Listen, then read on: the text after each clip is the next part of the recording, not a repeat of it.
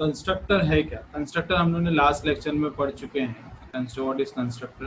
Constructor क्या था? एक स्पेशल मेंबर फंक्शन था। क्या था? Special member function which has same name as a class name. याद है ना? क्लास का नाम और कंस्ट्रक्टर का नाम सेम होता था। It is use to initialize object during the compile time of the program. जब भी हम लोग प्रोग्राम लिखते थे, क्लास बनाते थे, अगर उसके अंदर कंस्ट्रक्टर होता था तो मेन फंक्शन में अगर आपने ऑब्जेक्ट बना लिया तो ऑटोमेटिकली इन्वोक्ड होता है, उसको अलग से कॉल करना नहीं पड़ता है। याद है? अलग से उसको कॉल नहीं करना पड़ता है। तो कुछ इंपॉर्टेंट चीज़ें हैं, जैसे कि if a base class contain a constructor with one or more argument then it is mandatory for derived class to have a constructor। मतलब अगर बेस क्लास में कंस्ट्रक्टर बनाए हैं हम लोग ने, तो आपको मैंडेटरी हो जाता है कि ड्राइव क्लास में भी कंस्ट्रक्टर बनाना चाहिए। ठीक है? और आर्ग्यूमेंट अगर उसके अंदर है तो ये हम लोग इनहेरिटेंस के पर्सपेक्टिव से पढ़ रहे हैं। हाँ, ये जो पढ़ रहे हैं हम लोग, ये टॉपिक आज का, ये इनहेरिटेंस के पर्सपेक्टिव से पढ़ रहे हैं। तो pass the argument to the base class, तो बेस क्लास को आर्ग्यूमेंट पास करना जरूरी है। मैं आपको प्रोग्राम के थ्रू एक्सप्लेन करूंगा। तो जब ड्राइव क्लास के अंदर है ना, ऐसा आपको लिखना पड़ता है। ये दो पार्ट करने पड़ते हैं कंस्ट्रक्टर के, जो कि ड्राइव कंस्ट्रक्टर रहेगा, ड्राइव क्लास का कंस्ट्रक्टर एक रहेगा, और एक मेन क्लास बेस क्लास का कंस्ट्रक्टर वापस से लिखना होता है इसके बाद। तो मतलब जो कोलन है उसके लेफ्ट में फर्स्ट पार्ट में आप नॉर्मल डिक्लेरेशन करेंगे जो आपके ड्राइव क्लास के लिए रिक्वायर्ड होता है। ठीक है? रिमेनिंग जो रहेगा राइट साइड, लेफ्ट साइड पे जो रहेगा सेकेंड पार्ट जो उसका है, उसमें बेस क्लास का कंस्ट्रक्टर डालेंगे। फिर वो प्रोग्राम दिखाता हूँ मैं। बेस क्लास मैंने बनाया जो यहाँ से शुरू होता है और यहाँ पे खत्म हो जाता है। एक ड्राइव क्लास बनाया जो यहाँ से शुरू होता है, यहाँ पे खत्म हो जाता है। तो डायग्रामेटिकली अगर मैं रिप्रेजेंट करूँ तो it is something like this, ये मेरा बेस क्लास हो गया है और इट इज गेटिंग इनहेरिटेड। देखो ना, इनहेरिट हो रहा है, इनहेरिट हो रहा है ना, पब्लिक एक्सेस विजिबिलिटी मोड से इनहेरिट हो रहा है काय में, डिराइव्ड क्लास, डिराइव क्लास में इनहेरिट हो रहा है। यहाँ पे वेरिएबल ए लिखा नहीं है, इधर पे कौन सा एक्सेस स्पेसिफायर है, लिखा नहीं है, तो मतलब वो क्या हो जाता है, प्राइवेट, बाय डिफॉल्ट प्राइवेट होता है, लिखने की जरूरत नहीं है, फिर भी मैं लिख रहा हूँ आपके कन्वीनियंस के लिए। अब यहाँ पे ये मेरा क्या बना, कंस्ट्रक्टर। कौन सा कंस्ट्रक्टर बना?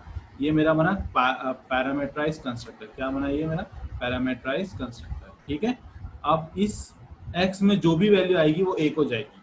फिर एक हम लोगों ने डिस्प्ले बेस नाम का फंक्शन बनाया जो कि बेस क्लास का फंक्शन है, इसमें ए को हम लोग डिस्प्ले करेंगे। क्लास मेरी यहाँ खत्म हो गई। अब यहाँ पे आप देखो, ये यहाँ मैंने ड्राइव क्लास लिया, उसके अंदर बेस क्लास को मैंने इनहेरिट कर दिया। मैंने क्या कर दिया? बेस क्लास को मैंने इनहेरिट कर दिया। ठीक है? अब बी मेरा वेरिएबल डिक्लेयर करता हूँ, ये भी प्राइवेट रहेगा। अब यहाँ पे आप जो देख रहे हो ना, derived integer X and Y, it is a constructor. ये क्या बना? ये भी मेरा कंस्ट्रक्टर बना, that is this is also a constructor. मगर इसमें आप दो चीज नोटिस करो, ये कोलन के लेफ्ट में इसको हम लोग बोलते हैं फर्स्ट पार्ट और सेकेंड पार्ट। ठीक है? दो पार्ट बने। फर्स्ट पार्ट में मैंने इंटीजर y लिया हूँ और ये y का डेटा b को दे रहा हूँ, जो खुद का वेरिएबल है ना, ये खुद का वेरिएबल है। मगर इंटीजर x का कहाँ दूंगा? क्योंकि यूजुअली अगर अपन ऐसा नहीं लिखते, मतलब ये वाला हिस्सा अगर नहीं लिखते, ये वाला हिस्सा अगर नहीं लिखते, तो मैं क्या करता था, यहाँ पे हम लोग क्या करते थे, ऐसा लिखते थे a इक्वल टू एक्स। याद आ रहा है? ऐसा लिखते थे, मगर यहाँ पे ऐसा लिखा है ही नहीं। तो मुझे ये केस में क्या करना पड़ेगा? ये केस में हमको सेकेंड पार्ट भी लिखना पड़ता है जब हम लोग constructor in drive class use करते हैं। तो कंस्ट्रक्टर हमारा ये वाला जो कंस्ट्रक्टर हम लोग लिखे हैं ना, इसको वापस से खाली इतना हिस्सा री डिक्लेयर करना पड़ता है। ये रहा। ठीक है? इससे क्या हो जाएगा, internally it will be like this, X equal to X, internally it will be like, समझा? अब वर्ड डिस्प्ले ड्राइव कर दिए, फंक्शन हम लोगों ने एक और फंक्शन बनाया जो कि ड्राइव फंक्शन, ड्राइव क्लास का डिस्प्ले फंक्शन है। उसका एक ऑफ बी ले लिया, वेरिएबल जो उसमें डिस्प्ले करना है आउटपुट स्क्रीन के अंदर। अब क्लास में लिया, खत्म हो गई। ठीक है? वर्ड मेन लेते हैं, दो एक ऑब्जेक्ट बना है डी, दो वैल्यू पास कर रहे हैं, आर्ग्यूमेंट है ना ये, और डी पे दो वैल्यू आप जब पास कर रहे हैं, ऑब्जेक्ट है ये, क्या है मेरा ऑब्जेक्ट, आप ऑब्जेक्ट पे दो वैल्यू पास कर रहे हैं, तो that means it is going to call what ये, क्योंकि ड्राइव क्लास का ऑब्जेक्ट है डी, तो उसके ही कंस्ट्रक्टर को वो ऑटोमेटिकली कॉल करेगा।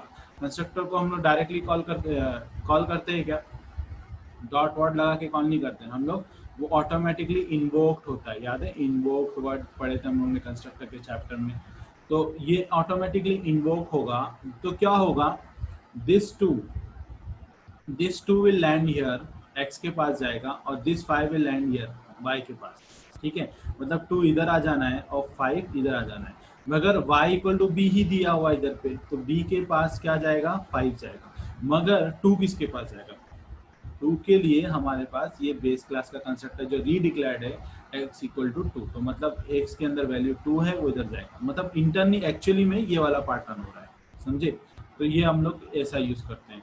तो आ गया, तो इसका मतलब जब हमारा ये फंक्शन कॉल होगा और ये फंक्शन कॉल होगा, तो पर्टिकुलर x एंड y की जो a और b में वैल्यू गई है वो नजर आएगी।